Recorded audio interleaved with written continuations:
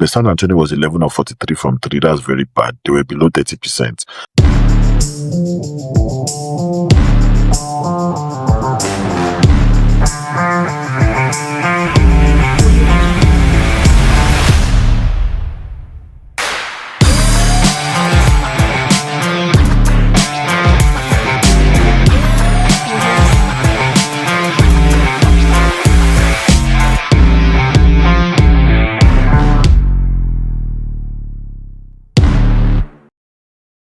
Hello, good evening. This is Taiwan Ojobi, your host on Lanonasis Maple Sports. You know we always like to bring you unfiltered opinion, sharp analysis, and some big love for Canadian hoops and ice. The world of basketball is still going on, and just like you all know, we are in the finals, and this finals is a bit different because we have a very young team in San Antonio Spurs, and we have a very experienced team in New York Knicks. The New York Knicks team have been banging the door for a while the San Antonio team has a couple of young guys and a few veterans on the team, and I've talked about how they were able to, finally defeat the Oklahoma City Thunder and get it done and move to this stage for the first time since when we had Duncan, Ginobili, and the other guys in 2014.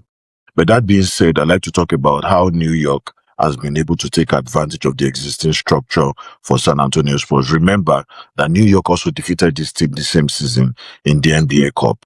And if New York goes ahead to win the entire championship or, win the Larry O'Brien Cup, they would have been the only team to win the NBA Cup in the middle of the season, more like a Commissioner's Cup for other competitions, and go ahead at the end of the season and win the postseason cup as well, which is the Larry O'Brien.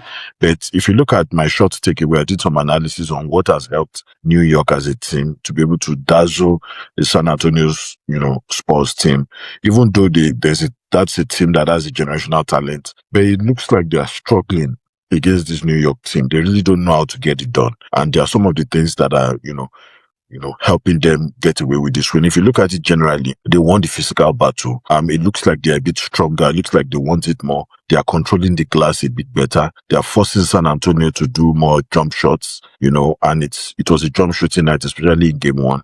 They are getting their superstar level takeover, like Jalen Brunson doing so well, even though he had a bit of a knock in his knee and had another knock around his ankle. He was still able to bounce back and stay up the team to win in clutch time. The Spurs, they look like they're a bit disjointed now, and their offense is not really flowing, even though in game 2 they improved a bit. But right now I just, was able to catch up with the game, and I saw that they lost by 105-104. So it's so bad because, losing your first 2 games at home in front of your fans was now the fate. If you have to go and win the next 2 games in New York, means that you have to play lights out. It means that you have to play like someone that is very desperate. So you are losing first 2 games in your own floor. Now you are going away to New York. What is the guarantee that New York will not win one more game? And once you go up 3-1, it means that New York just needs to win 1 game to be able to get the entire championship, and it becomes a difficult thing. I'm really so happy because I saw the era where New York was really waiting, when they were knocking the door, trying, and now, they were the ones that also laid off their coach in Tibbs last year. And now they've been able to bring Mike Brown, and now they believe that Mike Brown should be able to get it done. But that being said, I believe that they have what it takes to be able to push, at least to the finish line. I did a deep analysis on what I feel the Knicks are doing, and it's really, working in their favor. They did a bit of it in game 1 and in game 2, even though San Antonio Spurs improved their shooting in game 2. But in game 1, I just want to talk about what they did differently. Now, what decided game 1 is the New York Knicks are physically overwhelming the San Antonio Spurs. The San Antonio Spurs have just come from a game 7, while the New York team is a well-rested team. They swept the Cleveland, Ohio, and they are able to, get so much more time to rest before coming into the final. But the San Antonio Spurs team went to a game 7 against Oklahoma City Thunder. They still look tired. They look a bit burnt out, and it's going to be very difficult for them to be able to succumb a 2-0 lead. But that being said, New York grabbed about 49 rebounds in game 1. San Antonio grabbed 54, even though that looks higher. But the impact on the board was the most important thing. Even though we have a Wembanyama that is 5, he was not attacking the rim a bit more than when he was playing against Oklahoma City Thunder. And I don't know why. I feel the defense of Karl Anthony Towns is at a different level now, because I see that, he's still able to muzzle him out a bit more than what we had going on when we had Chet Holmgren playing on the Oklahoma City side. Josh Hart was also able to do about 15 rebounds. If you look at it generally, Karl Anthony Towns did 12 rebounds. The Knicks won the effort on those categories. When it comes to rebounds, offensive, defensive rebounds, they were better off in the team. So when you look at effort, you see that the San Antonio team lacked a bit of effort. Look at the turnovers. New York had only 8, San Antonio had 13. So if you look at the turnovers, you will see that effort was the problem. Steals, New York had 8, San Antonio had 4. This was almost the reverse of what was happening against Oklahoma City Thunder. San Antonio was a team that was having more steals. Now they're having lower steals against New York. So it means that effort is still lacking. When it comes to blocks, it was balanced out. New York had 4 blocks, San Antonio had 4 blocks, but New York came at the momentum moments. These are moments when it's 6 minutes to the end of the game. So most of their effort really showed towards the end of the game. And that's why they're a more, structured team for clutch performance. New York, they are playing more like it is a war. They are playing more like they need it because the city of New York has waited for this opportunity for a long time. They don't even know the next time they will get to a final like this because they are so lucky that they are not meeting an Oklahoma City Thunder in the final. Not Oklahoma City would have, because Oklahoma beat them very well this year. So Oklahoma City would have been able to deal with them in the final. But from what I'm looking at, a lot of adjustments needs to be made when we get to game 3. LeBronson outplayed De'Aaron Fox in this game 1. It was different. He outplayed him. Jalen Brunson had 30 points. Even though I believe that Jalen Brunson was 12 of 31, he still had a bad shooting night. He had 4 assists, 2 turnovers, and he was +6 while on the floor. Remember that he was injured and he was taken out again. And still he was able to come up with 30 points. It means that guy is a generational talent. De'Aaron Fox had 7 points, which is unacceptable. He was 3 of 13, 5 assists, he had 3 turnovers, and he didn't have a single free throw. That was the problem. It means that he was not attacking the rim. He was not going into the zone. The way New York was defending, they had players on every area of the zone. So they couldn't enter and they were forced to take shots from outside. And that's why he was 3 of 13. Gave him just 7 points. For a veteran point guard like him, that was very, very bad. De'Aaron Fox for me was completely neutralized. They didn't give him the opportunity. They were switching on physicality and they really overwhelmed him. I know he's still managing a few injuries, but at least he was able to step up and help them win the last series. But right now, if you're looking at the way Brunson is playing, Brunson didn't shoot efficiently, but I feel he controlled the pace when he was on the line, and when it was time to hit dagger threes, he was just hitting them and he was punishing the team. Karl Anthony Towns is another guy that played so well. I know a lot of times, in previous years, he has been heavily criticized, and a lot of people felt that he was not really meeting up to the expectation of a big. But what I saw him do, in this game 1 against San Antonio Spurs was outstanding. He had 18 points, he was 12 rebounds, and he had 4 assists, and he was +14 while on the floor. It means he added so much value while he was playing. For him, he was more attacking in his approach. He attacked a lot of mismatches. He was able to force Wemby to defend his space. And as a result of that, Wemby was carrying a lot more than he could bear. And mid-ranges was also working out well for him. I saw him really match up well against Wembanyama, and I think he knows how to mark Wembanyama the right way. They also did it when they won the NBA Cup, and now they are doing it very well in the final. So it's the discipline, and he had only 4 fouls. So he didn't get the opportunity of fouling out and everything. For me, I can confidently say that this was one of the best playoff games I've seen Karl Anthony Towns play. He was outstanding, wonderful game, and I like what I'm seeing from him. Also, if you look at the amount of production that comes from the bench, the Knicks had 34 points coming from the bench, while San Antonio Spurs had 32 points. And the good thing about the Knicks is they didn't have any turnover coming from the bench. The quality of minutes was on a different level. Clarkson came and gave them 13 points. McBride came, gave them 7 points, and it was +11 while on the floor. Landry Shamet is a weapon for the New York Knicks. They bring him when they need, a lot of dagger threes to come in. And he had 13 points on the night and he's shooting very well. He's doing over 50% from 3. Even though he's not playing full game, he's coming from the bench. New York bench was hitting threes because of Shamet, and he kept that pace, and, they didn't turn the ball over. Alvarado also played so well. San Antonio's bench for me is the most, I don't know, they have empty calories for now. They need to step it up, except for Dylan Harper. And the mistake that they made was Dylan Harper was getting it going because they had a 14-point lead already. Dylan Appa was getting it going. You now removed the young boy and you brought in Darren Fox. Darren Fox was not shooting well.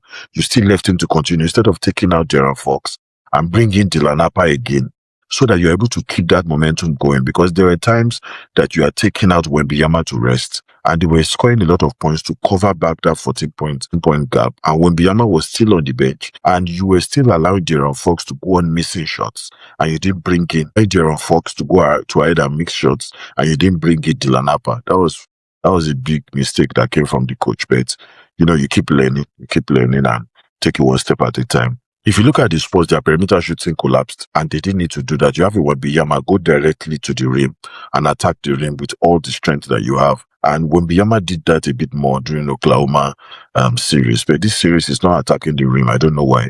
I've not had the opportunity of reviewing game 2. Game 2 would have given us a better insight on how we approached it. The San Antonio was 11 of 43 from 3. That's very bad. They were below 30%, and that's 26%. While 32 of 89 field goal percentage, they were 36%. So anything below 40% means that you really struggle against another team that is shooting better than you. Because they settled for drop pass, it was not too good for them.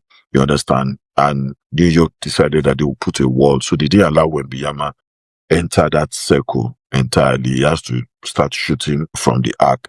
And because it's not a mature team, they are quite younger. They need, when it comes to basketball, and what I've seen so far is that level of maturity comes from losing. You get to the final, you lose, then you now learn how to win. And that's, what actually happened to the Oklahoma City Thunder. They had a season where they were the best team in regular season for the first time and they didn't get to the final. Where I think they were defeated by Minnesota Timberwolves. The next year, they made some changes to their roster and they were able to go all the way and they won it. And that's why I say any team that gets the opportunity to win in the final, win it now, because you don't know whether you get to the final anytime soon. Because the East is going to get better, Boston is going to get better, Cleveland, Ohio is going to get better. A lot of teams are going to get better. So any opportunity to get to the final, win it all and take whatever upload you need to take. Just make sure you win it all. Fox, could not really collapse and fall back in defense. And that was the problem. Darren Fox was not helping out in defense. And Vassell was forced into contesting pull-ups. That was the problem. So Vassell had more work to do because Darren Fox was not defending. And that's the worst version of the Spurs offense I've seen so far. San Antonio Spurs do not defend this badly until game 1 that I just saw their defending. It was really, really bad.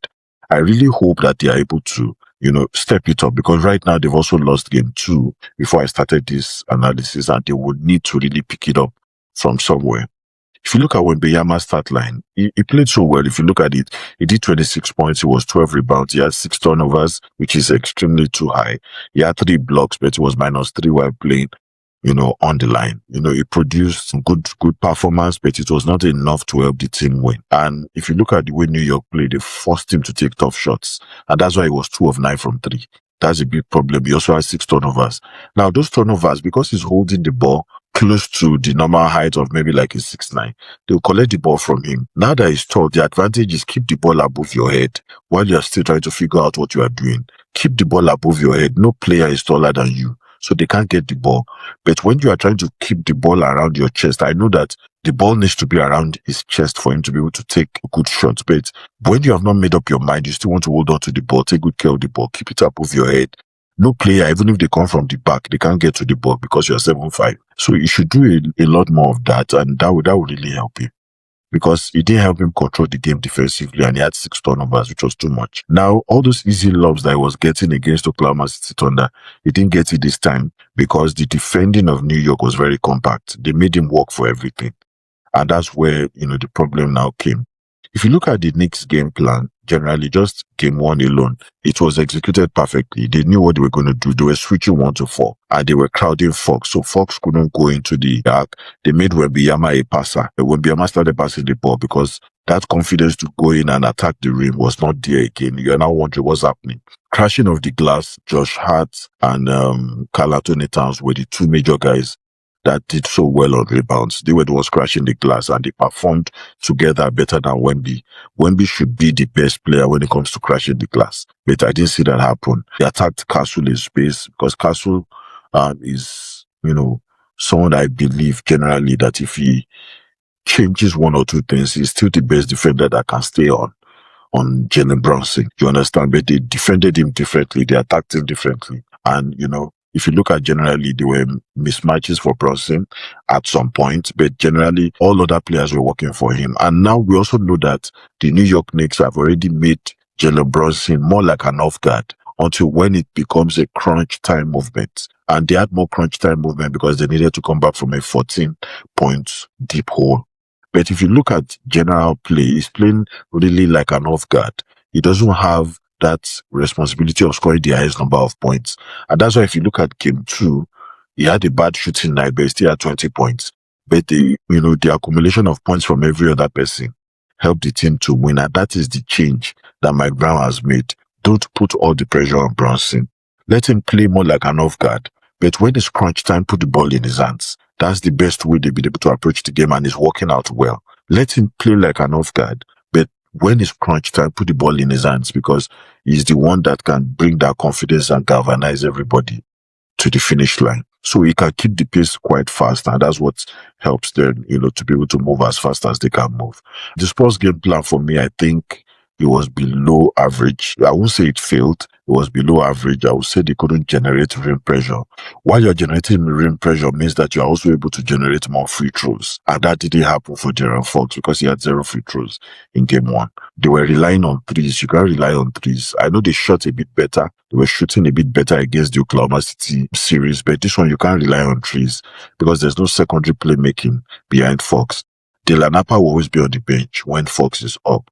So once Fox is up, you need to be able to make the necessary adjustment to put yourself in a better position to succeed. I saw the defensive rotations, they were a bit late for San Antonio. They were not moving fast as the New York team was faster. They were more desperate. They even looked like a team that had been more active up until game 7. I know San Antonio Spurs may be banged up, and the fact that they got into game 7, fatigue can also come in. But generally, they still needed to meet that pace. New York was playing too much faster than them.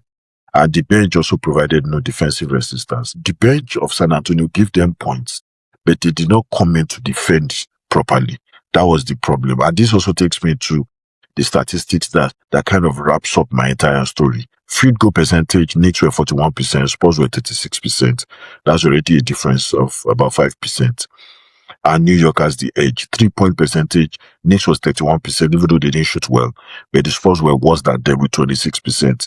That's another, problem. Turnovers, the Knicks had 8, Spurs had 13. That's the problem. How can you have 13 with a Wembanyama on your team? If you look at steals, Knicks had 8 steals, while Spurs had 4. Offensive rebounds, Spurs had 14, Knicks had 10, but it was low impact. The rebounds were coming at the wrong time, not at the clutch moments. At bench points, Spurs at 32, Knicks at 34. So the impact minutes are the most important thing here. But the paint points, New York was plus 12, while Spurs were minus 0. No paint points at all. They were just shooting from outside the arc. And what it means now is it's not a fluke. The New York, they are very deliberate about the way they are approaching San Antonio. The physicality, the discipline. The real problem is the San Antonio team did not expect this level of physicality from New York. Or is it that they are also, tired? They are going through fatigue after getting to, a game 7 again against an Oklahoma City Thunder. De'Aaron Fox needs to continue to stay aggressive. I saw that he has 20 points in game 2, but I've not done my full analysis of game 2. But game 1, he was not aggressive at all. He was just taking life easy. Wemby needs to get into deeper catches, and Wemby also needs to give them more points. 29 points may not be enough.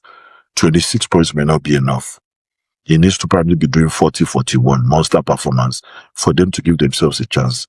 Vassell now needs to start hitting shots. They're not as consistent as before.